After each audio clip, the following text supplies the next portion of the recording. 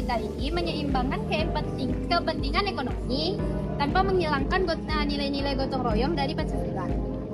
Menurut saya, di era digital ini seorang pemimpin harus dapat melihat pembangunan tidak hanya dari sisi pertumbuhan ekonomi, tetapi juga dari keberlanjutan lingkungan dan kesejahteraan sosial. Seorang pemimpin yang berpedoman pada Pancasila harus melakukan beberapa hal berikut. Yang pertama yaitu mengambil keputusan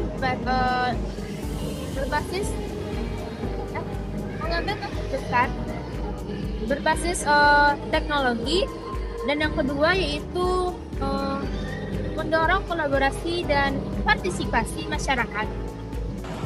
Baik, saya ingin bertanya mengenai dalam kehidupan sehari-hari, pernahkah Anda melihat praktik toleransi beragama yang sejalan dengan sila keimanan yang Maha? Dan apa yang membuat praktik tersebut berhasil atau gagalnya menurut pengalaman Anda? Dalam kehidupan sehari-hari, saya sering melihat contoh toleransi beragama ini berkaitan dengan sila utama, yaitu ketuhanan yang Maha Esa. Nah, contohnya seperti saya, ada beberapa keluarga dengan agama yang berbeda, tetapi mereka masih mempunyai hubungan yang sangat akrab dan dekat. Nah, misalnya ketika kegiatan sosial ataupun juga kerja bakti, mereka saling bekerja sama dan saling bergotong royong tanpa melihat perbedaan dari tersebut. Nah, contohnya ada juga nih, ini kayak hari raya. Nah, mereka tuh juga saling mengucapkan selamat dan juga saling berbagi makanan dan tanpa melihat apapun itu dengan kesuksesan hobi. Nah, menurut saya contoh seperti ini berhasil karena adanya rasa saling menghormati, saling menghargai, dan kesadaran bahwa perbedaan dan keberagaman itu adalah bagian dari kehidupan bersama. Nah, orang-orang di lingkungan saya cenderung lebih terbuka dan tidak memaksakan kehendaknya kepada orang lain, dan ini membuat interaksi menjadi lebih nyaman dan aman, dan juga membuat kondisi lebih harmonis. Nah, tapi saya juga pernah melihat beberapa situasi di mana toleransi beragama ini tidak berjalan secara dengan baik. Biasanya masalahnya muncul ketika ada beberapa oknum atau beberapa pihak yang memaksakan kehendaknya kepada orang lain. Nah, merasa kepercayaannya itu lebih bagus itu, dan menganggap yang lain itu rendah. Nah, ini yang membuat sikap dan suasana jadi tegang dan tidak nyaman. Nah, akhirnya orang tidak enggan dan berinteraksi.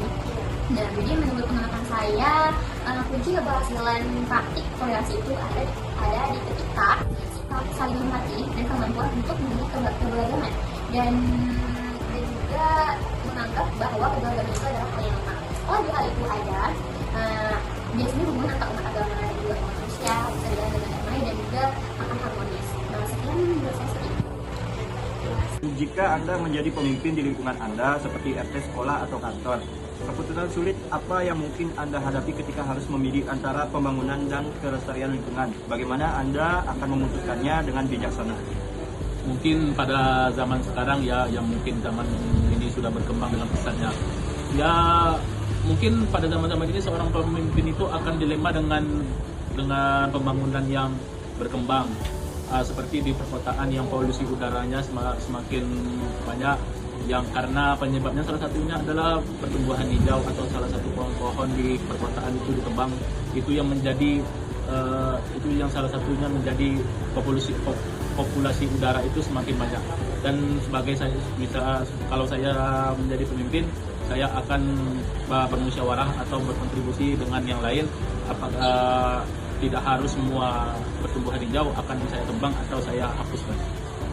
Nah, pertanyaan selanjutnya nih Kak, sampah plastik dan perubahan iklim adalah masalah global. Menurut Kakak, bagaimana nilai kemanusiaan yang ada dan beradab bisa mendorong masyarakat Indonesia untuk lebih peduli terhadap generasi masa depan dalam menjaga lingkungan? Baiklah, nilai kemanusiaan adil dan beradab mengajarkan manusia memiliki martabat yang harus dihormati serta hak untuk hidup di lingkungan yang bersih, yang sehat, dan aman. Ketika nilai ini diterapkan, maka masyarakat akan memahami bahwa menjaga lingkungan bukan hanya sekedar tanggung jawab individu, tetapi juga merupakan penghormatan terhadap sesama manusia. Sering muncul ujaran kebencian terhadap kelompok tertentu. Sebagai pengguna media sosial, tindakan apa yang biasanya Bang Hendro lakukan untuk mempraktikkan toleransi dan persatuan Indonesia di ruang sosial? Baik, dari pertanyaan tadi, saya beberapa langkah untuk menghindari terjadinya konflik ataupun ujaran kebencian yang semakin memanas di media sosial. Yang pertama itu dengan berhenti menyebarkan sesuatu yang memancing keributan atau memancing ujaran kebencian. Yang kedua dengan cara melakukan recheck atau cek ulang sebelum menyebar informasi, sehingga informasi yang disebarkan tersebut bisa dikatakan valid dan tidak memprovokasi orang-orang yang akan saya jadikan sebagai target viewers untuk postingan yang saya tersebut.